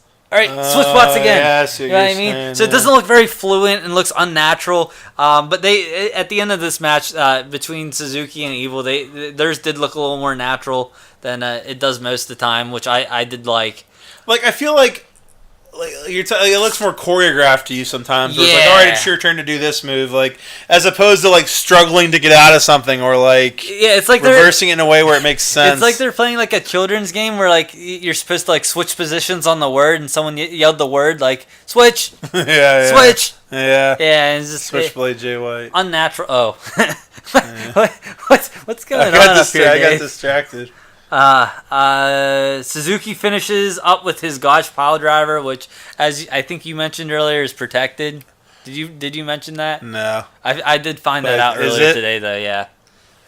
Dude, he's like 51. How protected is that fucking move? Has he not been kicked out of in 30 years? If it has been, keep in mind I learned this information from that Super J cast, so that could be a little sketchy. But I would imagine if it's to the point where people are thinking it's protected, it's very rare that someone breaks out of it still.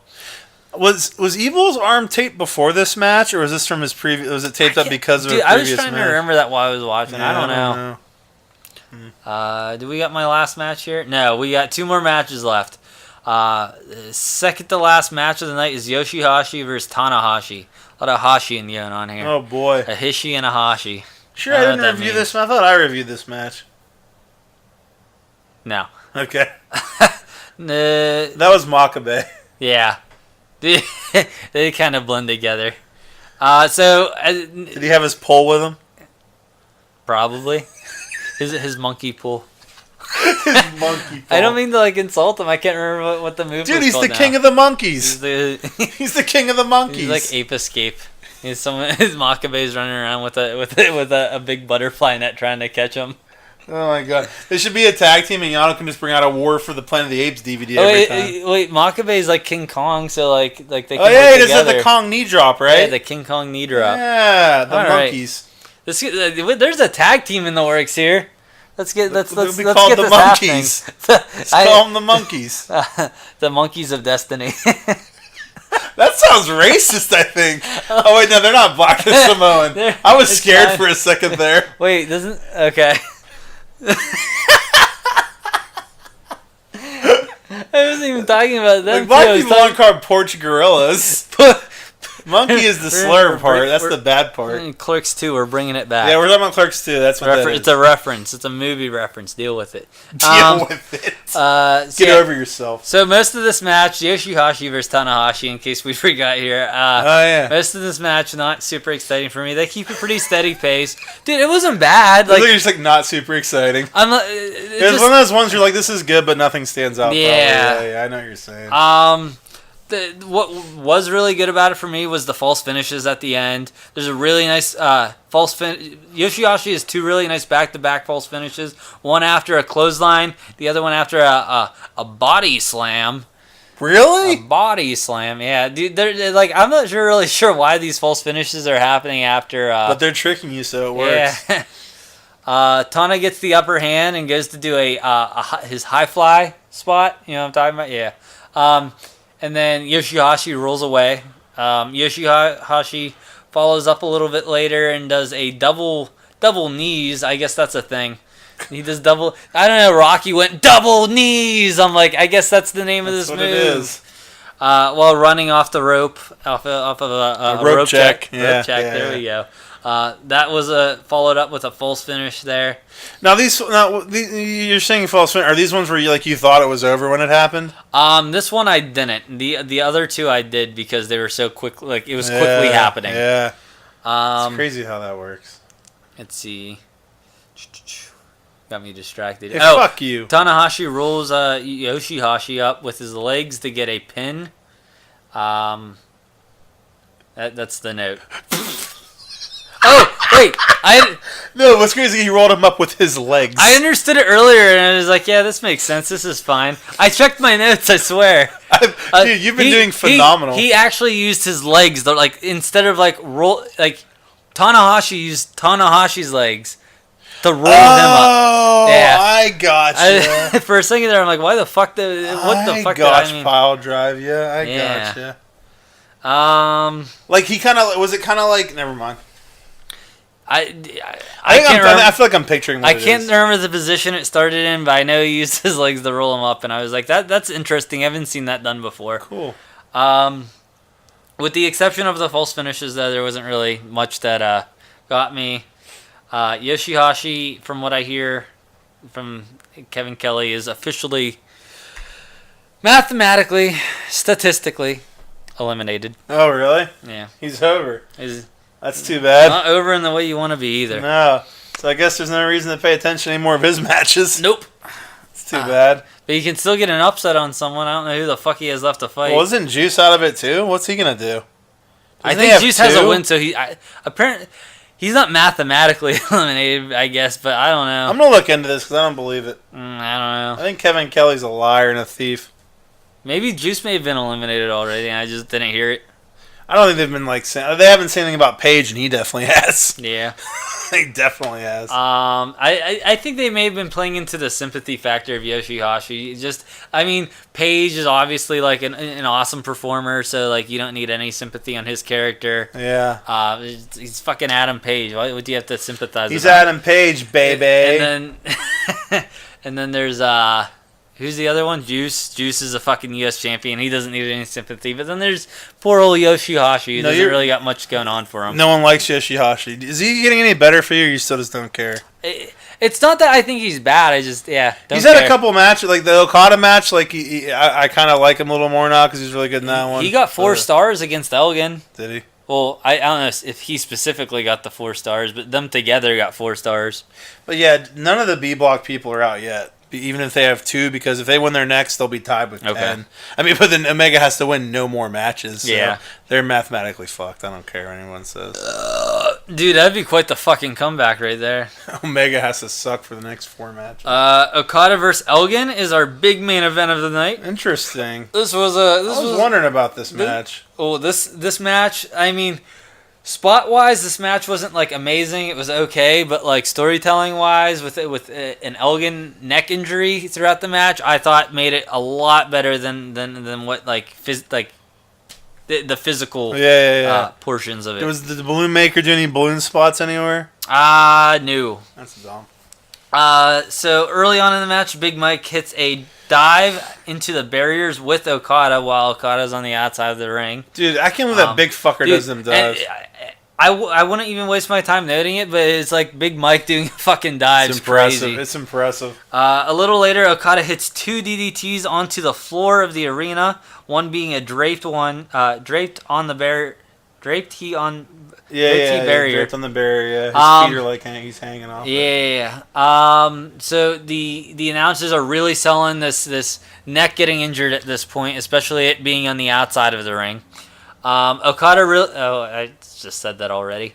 Elgin hits a bridge suplex, and Kelly comments that he's wincing in pain as he's doing these moves now because of the neck injury. Huh. Yeah. So there's a lot of selling on this neck injury. Elgin caught a Scooby-Doo out of midair. He yelled it, huh? Oh, boy.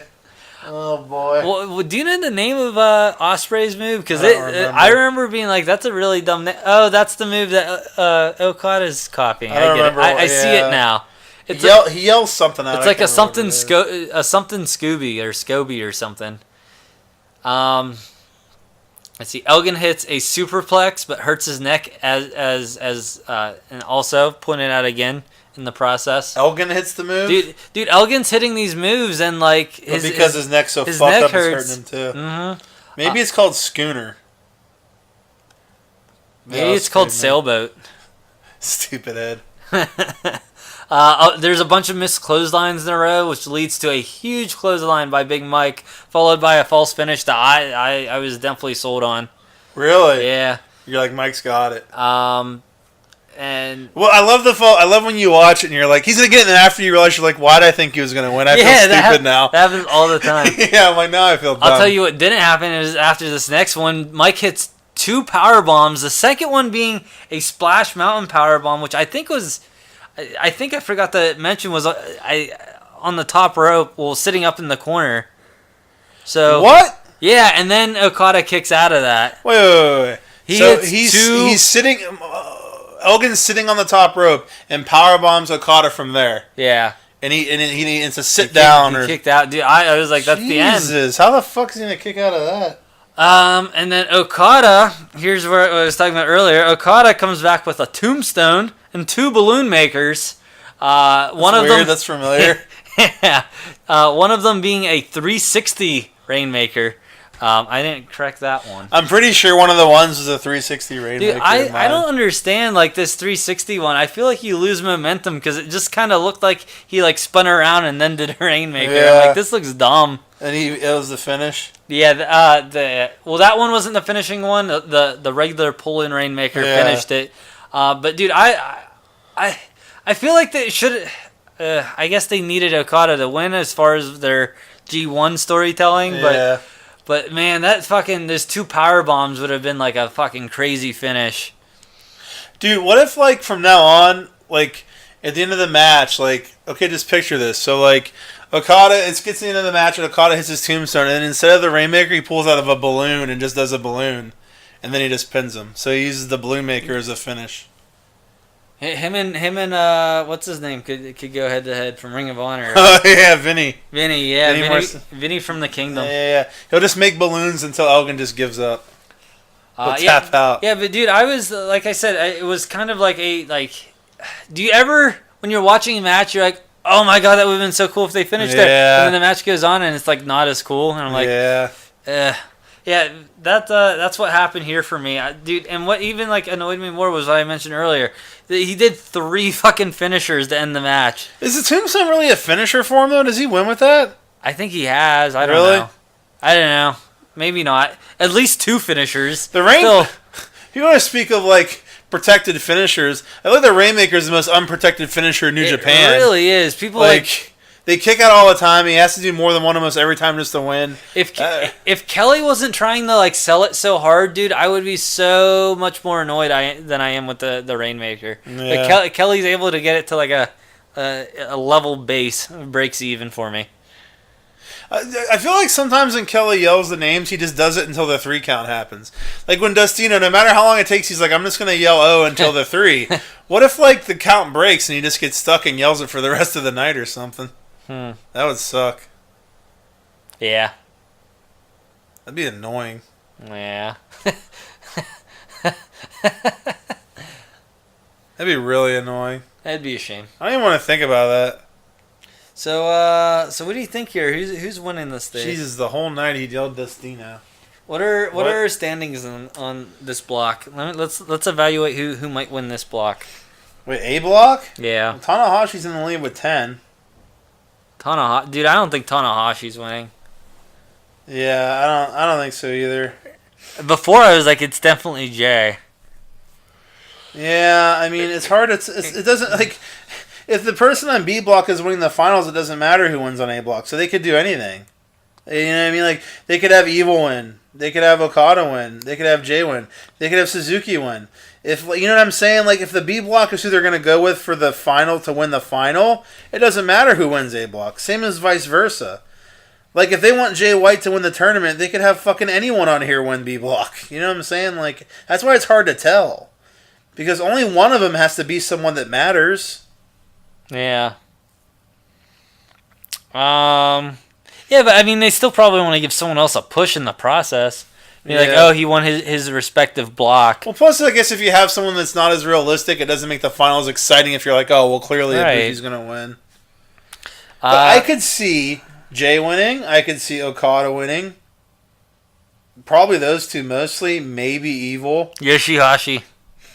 Yeah, he's mathematically eliminated. He's mathematically the winner, actually, so it turns out. Mike Elgin. Not Mike Elgin. Nah, he's fucked. Dude, that's... I mean, Mike Elgin, the 4s still have a chance. The 2s are the ones that are completely It's either out. Jay or Okada. Yeah. I can't... But, like, dude, in that B block, it could either be Ibushi, it could be fucking Omega, it could be... Naito. Man, what if it was Evil and Sonata? That'd be funny. So we're down to 5 possible... 3 winners in one block possibly, and 2 in the other. Yeah. I'd be surprised if Sonata won. Yeah, me too. Sonata could win though. It could be something where if they're gonna go with him and make him the next guy, if they want to give him that big push. They seem really high. It could be one of those things I think we saw in the Super Juniors where like it wasn't necessarily even a direct head-to-head match that determined the final. Yeah, right? that's a good point. That's a very good point. It's all about placements of where they put these matches and who needs to win to get who else in. Yeah. This is interesting. It's getting really good because you're getting to see how the blocks are stacking up and what's going to happen. We have 2 more shows and we're done with the G1. I think Jay's winning that side. You think so? Yeah. I don't know. Not much of a break if they're already going to start pushing Okada again, Well, what if Omega wins and the entire thing he just gets to pick his opponent for Wrestle Kingdom? And they started hinting. Hold on, they started hint. Well, I don't think Jay White's winning at all. I think he's just winning his block. Yeah, I'm saying though. Do you think Omega's gonna win the whole thing? No.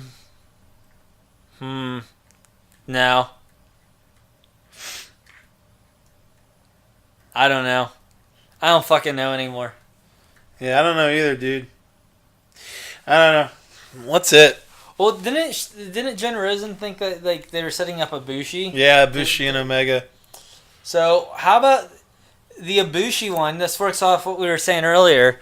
The Ibushi match gets fucked up, but Omega still ends up winning the tournament, and then he picks Ibushi to be his. Here's the thing. Just so they could have a clean match. But here's the thing, I don't do you see them doing Omega and Ibushi at Wrestle Kingdom when they already have Bullet Club versus Bullet Club and now you have that too? You know what I mean? I feel like for a Bullet Club versus Bullet Club feud, they should all be united, including Ibushi. Yeah, I still kind of like my idea I had the other week. I mean, not that I don't think they'll do it anymore, but it was the that they have Jay White versus Omega in the final of this. That way you get a really good Omega and Jay White fight. And then, because the winner of this fights Omega at Wrestle Kingdom. Yeah. And then, Omega's able to pick Tama for Wrestle Kingdom. Yeah. I don't think they'll put Tama there, though. No? I mean, it's has he had any matches where, Yeah, that's the thing. He hasn't really had, the push, to be going for the title. That big spot. I mean, let's say plan on just keeping it on Kenny. It is Wrestle Kingdom, dude. I don't know. This is rough. That makes it exciting. That's what makes it so exciting. This is hard. It's not like whenever we're cool, it's going to be Reigns versus Lesnar again, and then it turns out to be, and you're I want to die. Whatever. There's just so many cool possibilities in this. Yeah, Bobby Lashley could end up fighting Roman Reigns. Yeah, that'd be exciting. Or Roman Reigns could fight Brock Lesnar. Or Bobby Lashley, Roman Reigns, and Brock Lesnar could have a 3-way match and start fucking each other. We're really ending this on a down note. We're talking about WWE. They suck. WWE sucks. They suck. All right, that's it. Go G1. Hey, that's it. Make sure you guys check us out on YouTube, iTunes, Anchor, Stitcher, Spotify. Subscribe to our shit, damn it. Breakroom BS on YouTube. Listen everywhere and comment too. On Twitter. Breakroom BS1. Yeah, at Breakroom BS1. At Breakroom BS1. Hashtag at Breakroom BS1. You can follow Dave specifically at Picard's at Picard's Johnson. At Picard's Fleshlight. That's a real thing. Yeah. Wait a minute. How does he have a pussy? What? How can he have a fleshlight? He's a guy. He can't release a fleshlight and sell it. Well, it's his personal one, the one he uses. Oh, you're just following his own fleshlight. Yeah. I thought he was selling them or something. No, this is man, Captain Picard really fucked me today. Remember how we were talking about that Mandela effect or whatever? That's not real. Remember how I was talking about those crystal things on Next Generation? How he has a crystal and no one noticed it? Yeah. Dude, I was watching an episode the other day. The shot literally starts with a close-up on the fucking crystal. Yeah. And shows it right in close-up and then moves away and he's playing with it. I'm how did I not notice this fucking thing? Yeah.